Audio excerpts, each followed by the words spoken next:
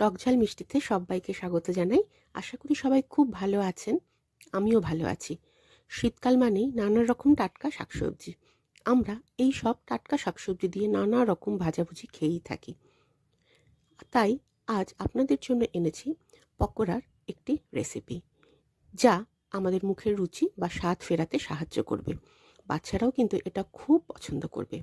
ঘরে থাকা সাধারণ উপকরণে সবাই সহজেই তৈরি করতে পারবেন এই পকোড়া।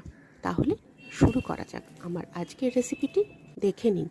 আমার আজকের রেসিপি মেথি শাকের পকোড়া। এখন যেহেতু শীতকাল, মেথি শাকেরই সময়। একদম টাটকা মেথি শাক নিয়ে নিয়েছি। দেখেই বুঝতে পারছেন এই মেথি শাকের কিন্তু অনেক গুণ।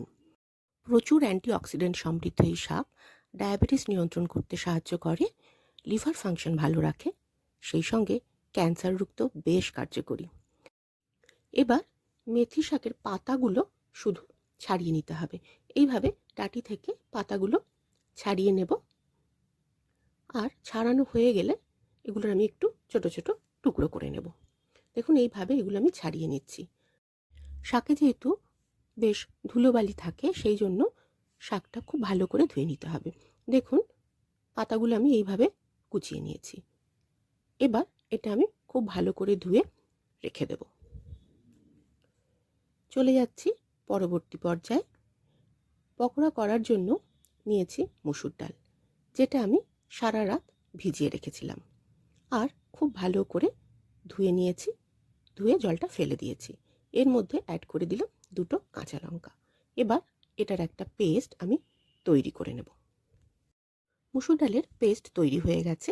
এবার আমি এর মধ্যে অ্যাড করতে থাকব অল্প কালো জিরে, সল্ট আন্দাজ মতো দেব, টারমারিক পাউডার দিয়ে দিচ্ছি, অল্প রেড চিলি পাউডার, একটু ঝাল ঝাল হলে ভালো লাগবে, আর দিলাম অল্প চিনি। এটা কিন্তু স্কিপ করবেন না, এটা স্বাদ অনেক গুণ বাড়িয়ে দেবে। খুব ভালো করে আমি এটা ফেটিয়ে নিলাম। এর মধ্যে এবার দিয়ে দিচ্ছি কুচিয়ে নেওয়া মেথি শাক। খুব ভালো করে চেপে চেপে এটা আমি মিশিয়ে নেব আর বড়ার আকারে ভেজে নেব। ডালটা খুব ভালো করে ফেটিয়ে নেবেন মেথি শাকটা দেওয়ার আগে, তাহলে পকোড়াগুলো ভীষণ ক্রিস্পি হবে। চলুন পকোড়াগুলো এবার ফ্রাই করতে থাকি। তেল গরম হয়ে গেছে। এর মধ্যে একটা একটা করে আমি পকোড়া দিয়ে দিচ্ছি।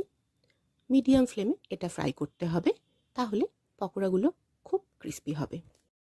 ধার থেকে তেল এইভাবে পকোড়াগুলোর ওপর দিতে থাকবো, সব দিক সমানভাবে ফ্রাই করার জন্য। উল্টে পাল্টে ভেজে নিয়েছি। এবার পকোড়াগুলো আমি তুলে নিলাম। দেখেই বুঝতে পারছেন এগুলো পারফেক্ট ফ্রাই হয়েছে। তবে খুব কড়া ফ্রাই করবেন না, তাহলে মেথি শাকের যে ফ্লেভার থাকে সেটা নষ্ট হয়ে যাবে। গরম গরম ভাতের সাথে দারুণ লাগবে এই পকোড়া।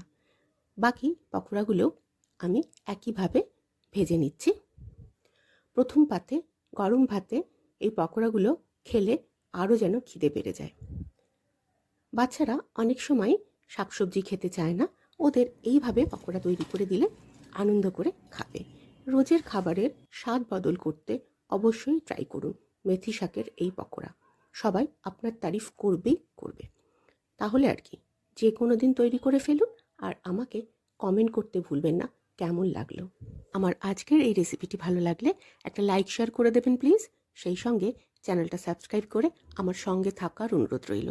সবাই খুব ভালো থাকুন, সুস্থ থাকুন। আবারও ফিরে আসছি নতুন নতুন রেসিপির সাথে।